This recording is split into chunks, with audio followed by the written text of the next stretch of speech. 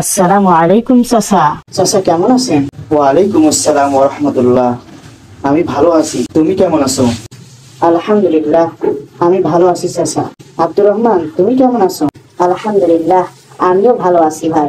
আরিফ, দেখেছো আমরা কত বড় গরু কিনেছি? সবচাইতে হাটের বড় সেরা গরু আমরা কিনেছি। হ্যাঁ আব্দুর রহমান, দেখলাম তো, মাশাআল্লাহ, অনেক বড় গরু। আরিফ, ঈদের দিন তোমার দাওয়াত থাকলো, কেমন আসিও। আপনাদেরও দাওয়াত থাকলো, আমাদের বাসায় আসিয়েন। আব্দুর রহমান, তুমিও আসিও। ঠিক আছে বাবা, চেষ্টা করবো ইনশাআল্লাহ। আব্বু, আজকে তুমি বাজারে গরু কিনতে যাবা? হ্যাঁ আরিফ, যাবো। কেন? আব্বু, আমাকে সাথে নিয়ে যাইও।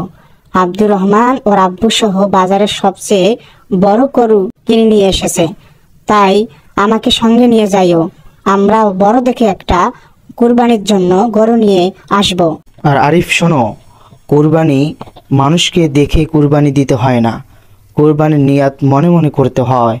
মানুষকে দেখে যারা কুরবানি করে তাদের কুরবানি আল্লাহ সুবহানাহু ওয়া তাআলা কখনোই কবুল করে না।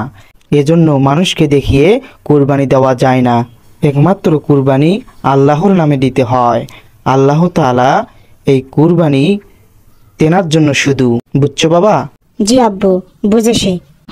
এবং কোরবানির টাকা হালাল টাকা দিয়ে কুরবানি দিতে হয়, কোনো হারাম সুদ ঘুষ এগুলো টাকা দিয়ে কুরবানি হয় না।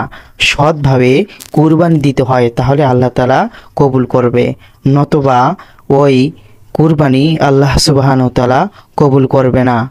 তাই আমাদের সকলের উচিত হালাল টাকা উপার্জন করে হালাল টাকা দিয়ে আমাদের কুরবানি করা।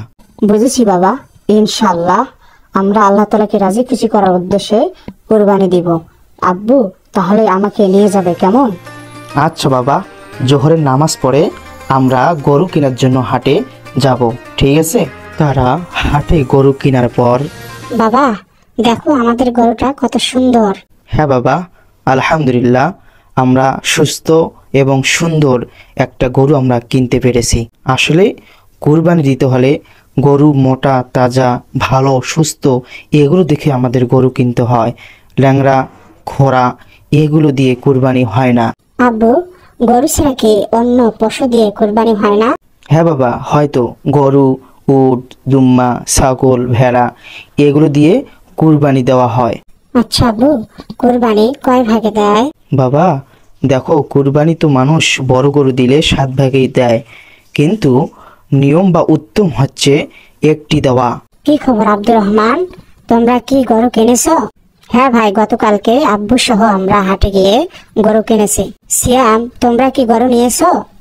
হ্যাঁ, আমরা 7 জন মিলে একটা গরু নিয়েছি।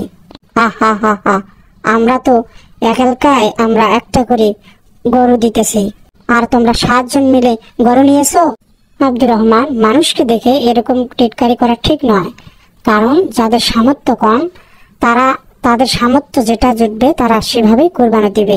হ্যাঁ ভাই, আমি তো বুঝছি, কারণ কোরবানি হচ্ছে এটা আল্লাহ তাআলার জন্য, যার যে অনুযায়ী সামর্থ্য রয়েছে সেভাবে সে কোরবানি দিবে। হ্যালো বন্ধুরা, সকলে কেমন আছেন? আশা করি সকলে ভালো আছেন, আমিও ভালো আছি। ব্যস্ততার কারণে লং ভিডিও বানাতে পারলাম না, দুঃখিত। এবং এর দ্বিতীয় পার্টটি অবশ্যই আপনারা এর পরবর্তীতে পাবেন, আপনারা যদি চান। ভিডিওটি ভালো লাগলে সকলে চ্যানেলটি সাবস্ক্রাইব করবেন, কারণ আপনার একটি সাবস্ক্রাইব কমেন্ট আমাকে উৎসাহিত করবে ভিডিও বানানোর জন্য। সকলে ভালো থাকবেন, সুস্থ থাকবেন।